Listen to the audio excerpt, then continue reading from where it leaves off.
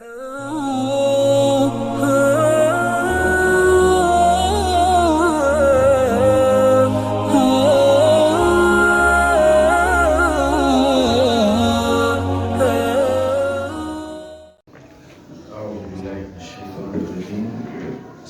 الرحمن الرحيم وما كان هذا القرآن اور نہیں ہے یہ قرآن ان یفترا گڑھا ہوا جھوٹ سے بنایا ہوا من دون اللہ اللہ کے علاوہ کی طرف سے، یعنی وہ کہو غیر اللہ کی طرف سے، ولیکن تصدیق الذی، لیکن یہ تصدیق ہے اس کتاب کی، بین یدیہ جو اس سے آگے ہے، وتفصیل الکتاب، اور تفصیل ہے ضروری احکامات کی، لا ریب فیہ، اس میں کوئی شک نہیں ہے، من رب العالمین، رب العالمین کی طرف سے ہے۔ ام یقولون، کیا یہ کہتے ہیں، افتراہ، اس کو اپنی طرف سے بنایا ہے، قل آپ کہہ دیجئے، فأتوا، پس تم بنا لاؤ، بصورت، کوئی ایک صورت، مثلی ہی، اس جیسی، وادعوا، اور بلا لو، من استطعتم، جن کی تم طاقت رکھ سکے، من دون اللہ، اللہ کے علاوہ، ان کنتم صادقین، اگر تم سچے ہو اپنے اس دعوے میں، بل کذبوا، نہیں بلکہ جھٹلایا انہوں نے، بما، اس چیز کو، لم یحیطوا، کہ احاطہ نہیں کر سکے، بعلمہ، اس کے علم کا، ولما یأتہم، اور ابھی تک نہیں آیا ان کے پاس، تأویلہ، اس کا انجام، کذالک، اسی طرح، کذب الذین، جھٹلایا ان لوگوں نے، من قبلہم، جو ان سے پہلے گزرے، فانظر، تو آپ دیکھیے، کیف کان عاقبۃ الظالمین، کس طرح انجام ہوا ظالموں کا، ومنہم، اور ان میں سے، من، وہ بھی ہیں، یؤمن بہ، جو اس پر ایمان رکھے، ومنہم، اور ان میں سے، من، وہ بھی ہے، لا یؤمن بہ، جو اس پر ایمان نہیں لائے، جو اس پر ایمان نہیں لاتے، وَرَبُّكَ أَعْلَمُ بِالْمُفْسِدِينَ، اور تیرا رب خوب جانتا ہے فساد کرنے والوں کو۔ ان آیات میں صداقت قرآن کا ذکر ہے، قرآن کریم کی صداقت۔ قرآن پاک کے مضامین میں سے اور خلاصے میں سے یہ ایک مستقل مضمون ہے، صداقت قرآن، جس پر جگہ جگہ اور خصوصاً مکی صورتوں میں اللہ تبارک و تعالی دلائل قائم کرتے ہیں صداقت قرآن پر۔ قرآن کریم کی صداقت پر مشرکین مکہ کا جو بنیادی شعبہ تھا وہ یہی تھا کہ اس کتاب کو اس آدمی نے اپنی طرف سے بنایا ہے۔ قرآن کریم اس کا اپنا کلام ہے، یہ اللہ جل شانہ کی کتاب نہیں ہے۔ اگر یہ اللہ کی کتاب ہو اور یہ آدمی اللہ کا نبی ہو تو ہم کیوں انکار کریں؟ تو اللہ تبارک و تعالی نے ان کے اس شعبے کا ہمیشہ یہی جواب دیا ہے کہ جب یہ آدمی اپنی طرف سے بنا سکتا ہے تو تم کیوں نہیں بنا سکتے؟ تم بھی بنا لو۔ تو تمہیں اندازہ ہو جائے گا کہ اللہ کی کتاب ہے یا نہیں ہے۔ عرب کے لوگ فطری طور پر بلیغ، فصیح اور شاعر ہوتے تھے۔ ان کے بچے ایک ایک وقت میں کئی کئی اشعار کے قصیدے پڑھتے تھے۔ ان کے غلام، ان کی لونڈیاں، عوام الناس اکثر شعراء ہوتے تھے، فصیح ہوتے تھے۔ اور نبی علیہ السلام نے کبھی کوئی شعر نہیں کہا۔ نبی علیہ السلام نے کبھی مشق نہیں کی تھی خطبوں کی، اشعار کی، کلام کی۔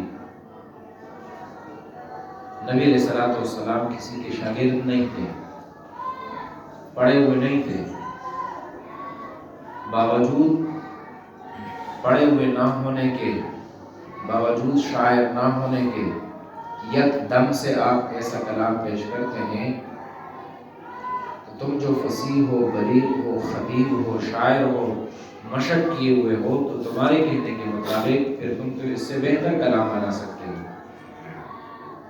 لیکن قرآن کریم نے یہ چیلنج کیا ان کو کہ تم اس جیسا کلام نہیں بنا سکتے، اور اکیلے بھی نہیں، سارے مل جاؤ، اکٹھے ہو جاؤ اور اپنے معبودوں سے بھی مدد مانگو، باطل معبود خداؤں کو بھی لے آؤ، سارے مل کر پورے قرآن جتنا نہیں، اس کی ایک سورت جتنی کوئی سورت وہ تم بنا کر لاؤ۔ لیکن وہ نہیں کر سکے اس طرح۔ کہیں تاریخ میں یہ بات نہیں ملتی کہ انہوں نے کوئی ایسا کلام بنایا اور اس کو قرآن کریم کے برابر سمجھا بھی ہو۔ بعض لوگوں نے کوشش کی تھی، لیکن خود انہوں نے اعتراف کیا کہ نہیں، یہ ہمارے پاس کا کام نہیں ہے۔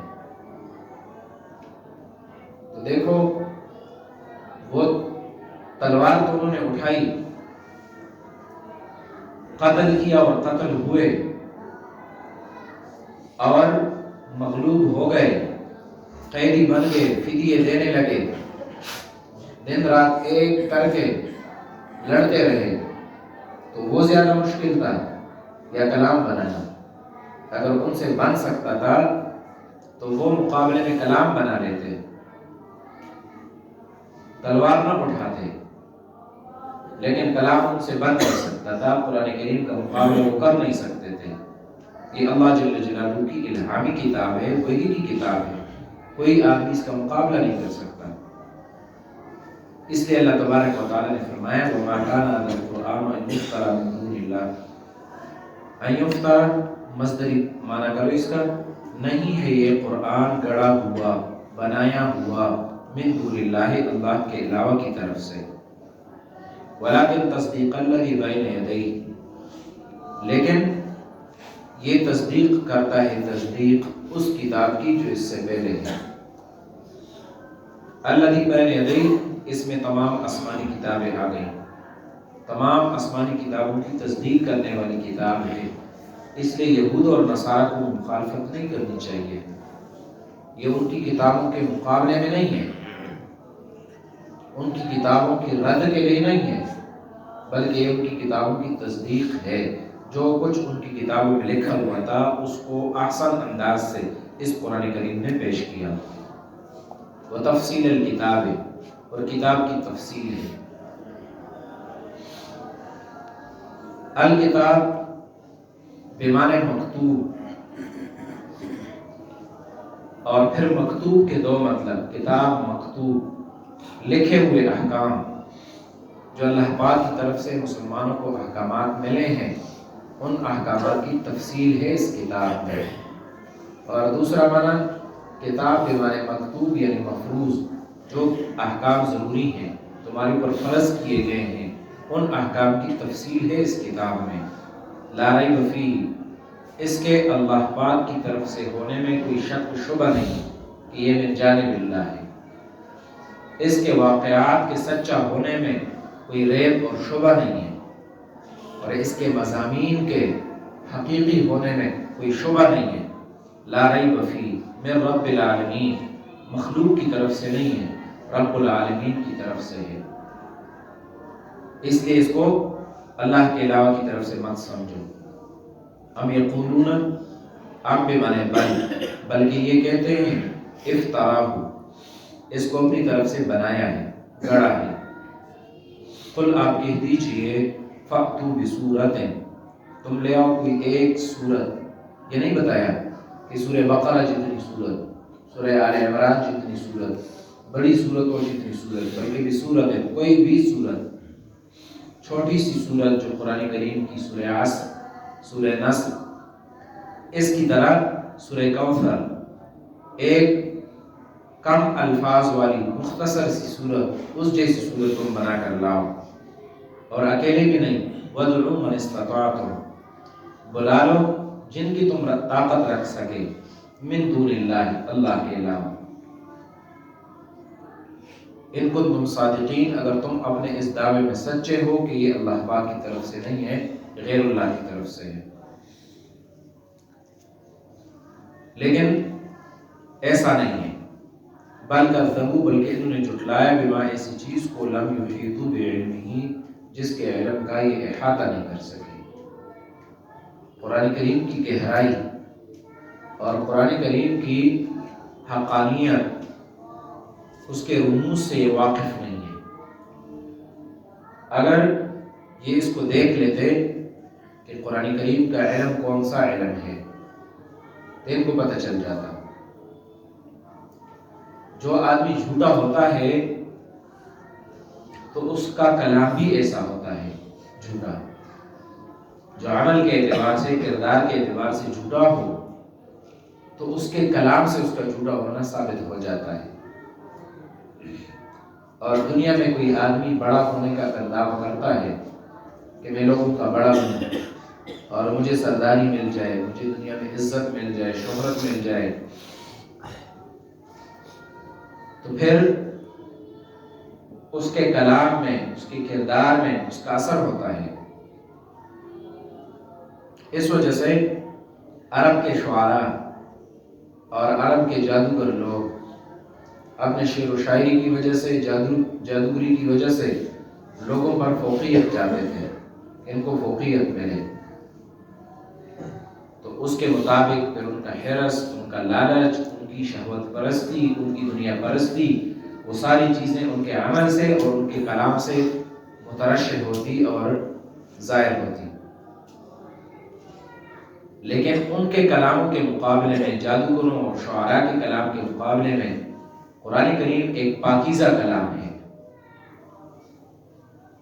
شعر و شاعری میں شراب کا ذکر، بدکاریوں کا ذکر، قتل و غارت کا ذکر، ظلم پر فخر، جہل پر فخر، یہ چیزیں ان کے کلام میں ہوتی تھیں۔ اور قرآن کریم کے اندر پاکیزگی، طہارت، عبادت، نفس کشی، رب پرستی اور آخرت کی فکر، تو زمین آسمان کا فرق ہے اس معاشرے کے لوگوں کے کلام میں اور قرآن کریم میں۔ اور پھر آدمی جب بڑائی چاہتا ہے، دنیا کو طلب کرتا ہے، تو اس کا مقصد کیا ہوتا ہے؟ عیاشی۔ لوگوں کے سامنے اس کا رخ اور ہوتا ہے، اور انفرادی زندگی میں پھر اس کا رخ اور ہوتا ہے۔ وہ جو اتنی محنت کرتا ہے دنیا کو جمع کرنے کے لیے، بڑا کرنے کے لیے، لوگوں کو اپنا ماتحت بنانے کے لیے، تو اس کے لیے کہ وہ نفس کی خواہشات پر چلے، تو خود وہ اپنے کلام کے پھر مخالف عمل کرتا ہے، کہتا کچھ اور ہے اور پھر کرتا کچھ اور ہے۔ لیکن نبی علیہ السلام لوگوں کو جو کہتے تھے اس سے زیادہ پر خود عمل کرتے تھے۔ اگر لوگوں کو فرض نماز کی ترغیب، 5 نمازوں کی ترغیب دیتے تھے، تو خود تہجد کی نماز فرض کے درجے میں پڑھتے تھے۔ لوگوں کو کہتے تھے کہ مسلسل روزے نہ رکھو، خود مسلسل روزے رکھتے تھے۔ لوگوں کو کہتے تھے کہ آپ کے اوپر تمہارے نفس کا بھی حق ہے، بیوی کا بھی حق ہے، اپنی جان کا بھی حق ہے اور رب کا بھی حق ہے، اور خود نبی علیہ السلام اتنی لمبی نماز پڑھتے تھے کہ پاؤں مبارک پھول جاتے تھے۔ تو اگر آپ نے دنیا جمع کرنی ہوتی اور دنیا کی شہرت، دنیا کی چیزیں حاصل کرنی ہوتی، تو آپ اپنے آپ کو اتنا کیوں کھپاتے؟ اس وجہ سے نبی علیہ السلام کی دعوت ایک حق دعوت تھی، قرآن کریم کی تعلیم ایک حق تعلیم تھی، لیکن بل کذبوا بما لم یحیطوا بعلمہ، ان لوگوں نے اس چیز کو جھٹلایا جس کے علم کا احاطہ نہیں کر سکے۔ الناس اعداء لما جہلوا، اس کی حقیقت سے غافل تھے، اس لیے مخالفت کی، دشمنی کی۔ ولما یتم تأویلہ، اللہ پاک نے ان کو تنبیہ کی، ابھی تک ان کو قرآن کریم کے انکار کا انجام نہیں ملا، اس کا انجام کیا ہوگا جو یہ انکار کر رہے ہیں۔ تو دنیا میں بھی اللہ تبارک و تعالیٰ نے پھر ان کو قرآن کریم کے انکار کا انجام بتلا دیا کہ مسلمانوں کے ہاتھوں سے ان کو ذلیل اور رسوا کیا، مغلوب کیا، مختلف جنگ کے میدانوں میں ان کو ذلیل کیا اور مغلوب کیا، اور اس کا اصل انجام وہ موت کے ساتھ شروع ہو جاتا ہے قرآن کریم کے انکار کا۔ اور پھر ان کا وہ انکار اور قرآن کریم کی مخالفت وہ اس طرح ان کے گلے کا ہار انسان کا بن جاتا ہے کہ ساری زندگی اس سے پھر اس کی جان نہیں چھوٹتی، قبر میں بھی اور آخرت میں بھی اس کی وجہ سے اس کو سزا ہوتی ہے۔ تو اللہ تبارک و تعالیٰ فرماتے ہیں کہ انکار کا سبب ایک جہالت ہے، اور ایک انکار کا سبب کہ ابھی انہوں نے اس کی سزا نہیں دیکھی کہ اس کی سزا کیا ہوگی۔ كَذَلِكَ كَذَّبَ الَّذِينَ مِن قَبْلِهِمْ، اس طرح جھٹلایا ان لوگوں نے بھی جن سے پہلے گزرے تھے۔ گزشتہ قوموں نے بھی اپنے نبیوں کو برا بھلا کہا اور ان کی کتابوں کو، ان کی تعلیمات کو جھٹلایا، تو انہوں نے بھی ایسا کیا۔ نبی علیہ السلام کو تسلی بھی ہے اور ان کے لیے تنبیہ بھی ہے۔ فَانظُرْ كَيْفَ كَانَ عَاقِبَةُ الظَّالِمِينَ، دیکھو ان گزشتہ ظالم کو کیا انجام ہوا، تو جو انجام انکار اور تکذیب کی وجہ سے ان کا ہوا وہی انجام ان کا ہوگا۔ وَمِنْهُمْ مَنْ يُؤْمِنُ بِهِ وَمِنْهُمْ مَنْ لَا يُؤْمِنُ بِهِ، سب ایک جیسے نہیں ہیں، کوئی ان میں سے ایمان لانے والا ہے اور کوئی ایمان نہیں لانے والا۔ جہاں اللہ تبارک و تعالیٰ نے ان لوگوں کی مذمت فرمائی جو ایمان نہیں لانے والے تھے، انکار کرنے والے تھے، تو ان کو بھی ذکر کیا جو مکہ والوں میں سے ایمان لانے والے تھے۔ وَرَبُّكَ أَعْلَمُ بِالْمُفْسِدِينَ، اور تیرا فساد کرنے والوں کو خوب جانتا ہے کہ کون فساد کرنے والے ہیں۔ قرآن کریم کا انکار یہ فساد کے لیے ہوتا ہے۔ قرآن کریم دنیا میں امن قائم کرنا چاہتا ہے اور پاکیزہ معاشرہ قائم کرنا چاہتا ہے۔ جو آدمی قرآن کریم کے احکام کا انکار کرتا ہے تو اس کا مقصد یہ کہ دنیا میں فساد قائم رہے، اور جو ان کی نفس پرستی وہ دنیا میں قائم رہے۔ جاؤ تشریف لے جاؤ۔